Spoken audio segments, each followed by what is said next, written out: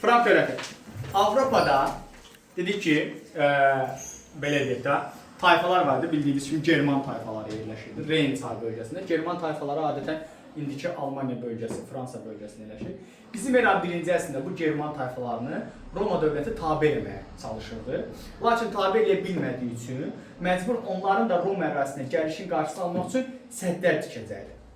Lakin Roma imperiyası zəifləyəndən sonra, xüsusən parçalanandan sonra Germanlar artıq Reyn hövzəsini sol sahil istiqamətlərinə hərəkət etməyə başladılar və Roma ərazisinə məskunlaşmağa başladılar. Xalqların böyük köçün baş verməsi bu German tayfaların daha çox Roma ərazisinə basqınlar eləməyə, qarətçi yürüşlər eləməyə prosesi daha da sürətlənəcəkdir. German tayfaları, həmçinin Qot tayfaları, yəni bunlar hamısı müəyyən qollara bölünür. Vestgotlar, Ostgotlar, Vandallar, bir də Franklar olacaq. Vestgotlar indiki İspaniya ərazisidir, Ostgotlar İtaliya ərazisidir, Vandallar Afrika ərazisində özlərinə dövlət yaratdılar, bir də Franklar da Fransa ərazisində özlərinə dövlət yaradacaq. Avropada ilk feodal dövlət Frank dövlətidir. Əsasını Chlodwig və yaxud da Ludwig qoyur, fərqi yoxdur. 5-ci əsrdə dövləti yaratmışdı. İlk feodal dövlət olması bu dövləti Azərbaycanda Şirvanşah sacindən oxşar cəhət verirsiniz. Ya Şirvanşahla oxşar cəhət edirsiniz. Feodal dövlət olması. Yəni bu kimi bir oxşarlıq verirsiniz. Soissons döyüşü baş verir. Soissons döyüşü 486-da baş verəcəkdir. Bu döyüşdə keçmiş Roma canişini Chlodwig və onun müttəfiqləri arasında baş verəcək və bu döyüşdə Chlodwig qələbə qazanacaqdır. Roma canişləri məğlub olacaq. Roma canişinin məğlub olma səbəbi yerli əhalinin Roma canişini nifrət eləməsidir. Bundan sonra dövlətin paytaxtı Soissons olan yeni bir dövlət olan Frank dövlətini yaradacaq. Chlodwig nə edəcəkdir? Qanunlar toplusu qəbul edir. Qanunlar toplusu qəbul eləməsi Sinşuxandır, Aşoka və Məzbə Məhəmmədinə oxşar cəhət olacaq. Yəni vergi, belə deyək də, islahatları nizama salmaq falan bunların hamısı. Ölkəni qraflara böləcəkdir. Qraflıqlara böləcəkdir ölkəni. Ölkəni qraflıqlara bölməsi, yəni canişinlik sistemi yaratması İran ilə oxşar cəhətdir, 1-ci Dara ilə oxşar cəhətdir. Gəl bu tərəfə, Nəzrin. Nəzrin, mən məkid ondan çağırıb deyəcəsinə bu üçün. Burada. Hə, 1-ci Dara ilə oxşar cəhətdir. Məsəl üçün, Sinşuxan ilə oxşar cəhətdir, İran ilə oxşar cəhətdir. Bu tipli oxşarlıqları verə bilərsiniz. Yəni, ölkənin canişin sisteminin bölünməsi. Sonra, yerli əhalini öz tərəfinə çəkmək üçün xristiyanlıq dinini qəbul edəcək. Xristiyan dinini qəbul, yəni din dəyişdirəcək. Din dəyişdirməsi Məhəmməd Peyğəmbərlə oxşar cəhətdir, Satıq Buğra xanla oxşar cəhətdir. Din dəyişdirə, fərqi yoxdur, hansı din olur olsun. Satıq Buğra xan, Məhəmməd Peyğəmbər, sonra 2-ci Vatiyə ilə oxşar cəhətdir. Yəni bundan oxşar cəhət kimi verə bilərsiniz. Chlodwig dövründə gördüyü tədbirlər bunlar. Sonra 8-ci əsr Frank dövlətini kral müşaviri olan Karl Martel idarə edir. Karl Martelin dövründə kralın köməkçisi idi bu şəxs. Karl Martelin dövründə Franklar ərəblərlə müharibə aparır. 732 Vatiyə döyüşü baş verir. Döyüşdə Franklar qələbə qazanır, ərəblər məğlub olur. Bilirsiniz ki, bu döyüşün nəticəsində Avropa irəliləmə qarşısı nə olacaqdır? Alınacaqdır ərəblər tərəfindən. Karl Martel hərbi sahədə islahat keçirəcəkdir. Hərbi islahat keçirir. Hərbi islahatda süvari qoşundan sayını atacaq. Frank dövlətinin ən güclü hökmdarı isə Böyük Karl olacaq. Böyük Karlın dövründə dövlətin siyasi qüdrəti artır, əraziləri genişlənir, ölkə imperiya çevriləcək. Nə edəcək? İspaniyadakı ərəblərə qarşı müharibə aparır və İspaniyada bir çox ərazini ələ keçirir, orada xristiyanlıq dinini yayacaq. Sonra Avarlara qarşı, Avar xaqanlığına qarşı müharibə aparır.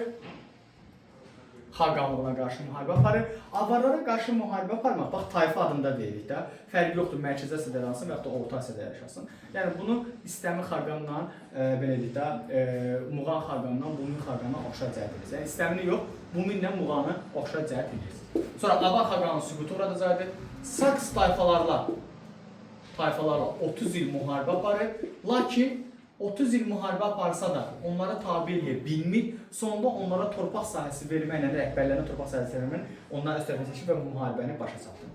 Sonra Ərəb xilafəti və Bizansla diplomatik münasibətlər saxlayır. Diplomatik münasibətlər, Ərəb və Bizansla diplomatik münasibətlər saxlaması Cavanşirin oxşar cəhət sayılacaq, yəni şəxsiyyət olaraq. Ərəblərlə müharibə aparmaq, Böyük Karlı kimlə oxşar cəhət, yəni Frank dövləti kimlə oxşar cəhət edir? Sasani, Bizans, Albaniya, Sacilər, sonra Monqollar, Səlcuqlar, şəxsiyyət olaraq da verəcəksiniz Sacilərdə Yusuf Əmsazı, sonra verirsiniz Cavanşiri, Varaz Qriqoru, 3-cü Yezdegirdi, Konstantini Bizansda, sonra Babəki şəxsiyyət olaraq, hökümdar kimi yox, şəxsiyyət olaraq, yəni bunları saya bilərsiniz da hamısını. Böyük Karl hansı sadi islah keçir? Hərbi islah keçir. Hərbi islah kəndləri oradan uzaqlaşdırır, əyanları və feodalları orduya cəlb edir və onlara bunun qarşılığında torpaq sahəsi verəcək. Hərbi islah keçirməsi Mihrəqulu xan, Kiaksar, İskəndər, sonra Metexan, Teoman Tanhu bu tipli oxşarlıqları da verə bilərsiniz, bu tipli şəxsiyyətlərə verə bilərsiniz. Böyük Karlın dövründə 800-cü ildə Roma şəhərinə daxil olur.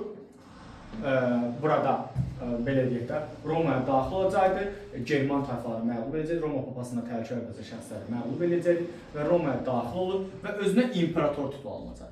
Böyük Karl imperator titulu alması Sinşuxandan oxşar cəhət olacaq. Lakin Böyük Karlın ölümündən sonra dövlət zəifləyəcək. Əslində Böyük Karlın dövründən etibarən dövlət zəifləmə var. Çünki paylanılan torpaqlar zamanla xidmət müqabilində yox, irsən keçməyə başlayır. Bu, paylanılan torpaq sahiblərinin güclənməsinə, feodalların güclənməsi və mərkəzi hakimiyyətə tabe olmamasına gətirib çıxar. Ölümündən sonra onun oğlanları arasında mübarizə daha da güclənəcək. Və bu mübarizə nəticəsində 843-cü ildə Verden müqaviləsi imzalanır. Verden müqaviləsinin Vahid Frank İmperiyası bugünkü uşaqlar İspaniyanın bir hissəsi, İtaliya, Almaniya və Fransanı bütöv əhatə edirdi. Vahid İmperiya 3 hissəyə bölünəcək. Verden müqaviləsi. Müasir İtaliya, Fransa və Almaniya krallıqları yaranacaq. 9-cu əsrdə yaranması hansı dövlətlə? Qaraxani, Şirvanşah, Sazilərlə oxşayacaqdır. 9-cu əsrin 40-cı ildə baş verən hadisələr deyəndə Qaraxani dövlətinin yaranması, Uyğur dövlətinin süqutu belə verirsiniz. Bir də Frank İmperiyasının süqutu, parçalanması və yerinə yeni dövlətə yaranması. Başa bu tipli oxşarlıqları yazırsınız dəftərinizə və ya kitabınıza. Gəldi indi parçalanması nəticəsində Avropada 9-11-ci əsr feodal pərakəndəlik dövrü baş verir. Feodal pərakəndəlik dövrü. Feodal pərakəndəlik olması Azərbaycan 9-11 ilə də oxşar cəhət sayırsınız. İndi gəldik nəyə? İtaliyanın keçmir ehtiyac oldu. Fransa. Fransanın 9-11-ci əsrinə baxdığımızda siyasi pərakəndəlik dövrü idi. Siyasi pərakəndəlik dövrü hesab olunur. Siyasi pərakəndəlik, yəni kral hakimiyyəti zəif idi, ölkə balaca dövlətlərə parçalanmışdı. Kral yalnız 2 şəhərə üstünlük edir, Paris və Orleanı üstünlük edir. 987-ci ildə Fransada yeni sülalə olan Kapitiklər gələcək. Yeni sülalənin hakimiyyət gəlməsi ərəblərin 661 Əməvlərlə 750 Abbasilərin oxşar cəhət olacaq. Başa düşdünüz? Yeni sülalənin hakimiyyətə gəlməsi. Sonra gəldik Almaniyaya. Almaniyada isə o da Almaniyanın 962-ci ildə 1-ci Otto Romaya daxil olaraq özünə imperator titulu alır. İndi beləliklə imperator titulu alması 1-ci Otto, Böyük Karl və Sinşuxandan oxşar cəhət verir. 1-ci Otto özünə Roma imperatoru və müqəddəs Roma imperiyasının əsasını qoyur. Müqəddəs Roma imperiyası 962-dən 1806-ya kimi davam edəcəkdir. Bunu gələcək dəstəmizə keçəcəkdir. Sonra nə deyəcəkdik burada? Roma şəhərinə daxil olması 1-ci Ottonu, Böyük Karlı, Julius Sezarı oxşar cəhət edirsiniz. Romaya hücum eləyənlər içərisində deyəndə bu üçü ilə bərabər bir dənə də Attilanı verirsiniz, yəni Romaya hücum eləyənlər içərisində. 962-ci ildə Müqəddəs Roma İmperiyasının yarandığı ildən hansı dövlətdir? Qəznəvi dövlətidir. Amma 10-cu əsrdə yaranması Qəznəvi, Müqəddəs Roma İmperiyası, Salari, Rəvvadi, Şəhbədindən oxşar cəhət edirsiniz. Amma 10-cu əsr 60-cı illərdə baş verən hadisələr, Qəznəvi dövlətinin yaranması, Müqəddəs Roma İmperiyasının yaranması, bir də Xəzər xaqanlığının süqut eləməsi kimi hadisələri bir yerə sıralayırıq. Gəldik. Bu dövrdə Vikinglərin yürüşləri vardı. 9-11-ci əsrdə Avropaya qarətçi yürüşləri idi. Dağıntılar aparılır, talanırdı və qayıdırdı. Lakin Vikinglərin sonrakı dövrdə iqlim mülayimləşməsi və Vikinglərdə əkinçilik vərdişlərinin yaranması onların köçərlikdən çox oturuq həyata keçməsinə gətirib çıxaracaqdı. Yəni bu da sizin Frank dərsiniz. Oldu?